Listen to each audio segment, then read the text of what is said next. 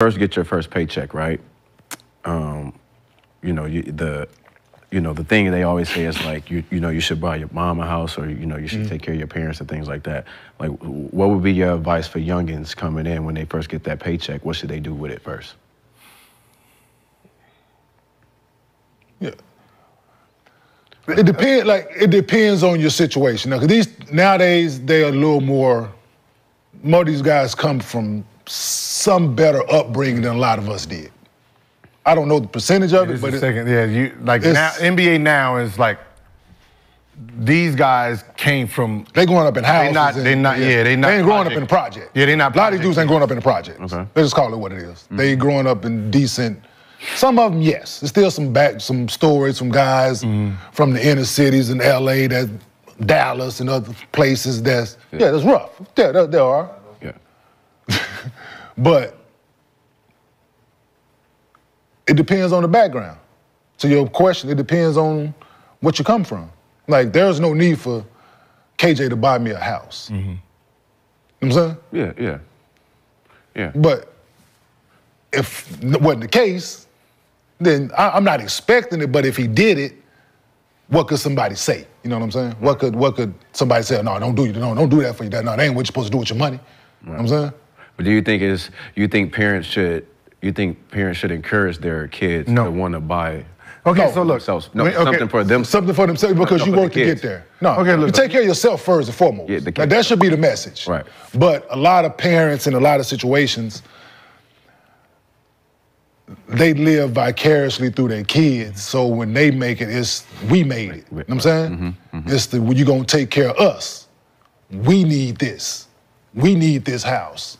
It's that. Right. You know what I'm saying? Right. So it's those pressures that some parents put on their kids, which is unfair. You know what I'm saying? Because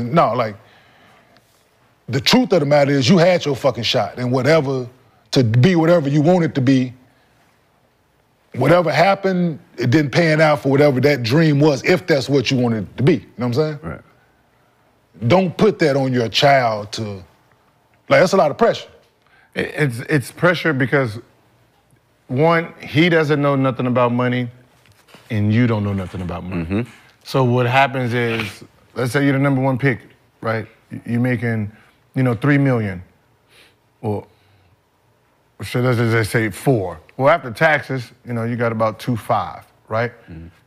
Your parents want a house. They always want a $2 million house, right? Now you don't have that money in your account when they want it, right? You didn't get a check yet. You got drafted in the summer, right? So now you got to borrow money from your agent, right? You got to borrow money from your agent or get a loan out from the bank, right? To get them a $2 million house, you got to put $500,000 on it or something. Now they got a mortgage, right? Now you got to furnish that house. You got to buy them a car, right? Get a new wardrobe. So, before you even started the season, you probably done spent $700,000, $800,000 before you even touched anything for yourself. Right? So before that season's over with, 90% of the kids are already in their second year's money. Okay. They already on their second year's money. So that's all that's happening is like you're putting them in a better situation, right? If they already have a house, fixing the house up or paying the mortgage off, buying them a new whip, right? Trying to, that makes sense. But when you're trying to really just upgrade, forgot you're going to upgrade them, then you're going to upgrade yourself. Now, 2 people are spending on the same one money. Yeah. And that's mostly what ends up happening at the beginning. Now that player is like, he's really searching for his second check. So let's take like somebody like Zoe, right? That $5 million house that his dad got, that was his, where he had to get a condo. Right? He had to get a condo, so whatever cars he bought, then the water company, right? Then you got to put money in the water company, you got to put money. So whatever your dad wants, that's coming from your Laker money because you didn't get a shoe deal, right? So, most of his early money with the Lakers was being put on Pops and trying to build the company. Right. So him signing that new deal gave him relief. Now look at him and then look at the second son. Has no responsibilities. None. I ain't gotta buy y'all shit.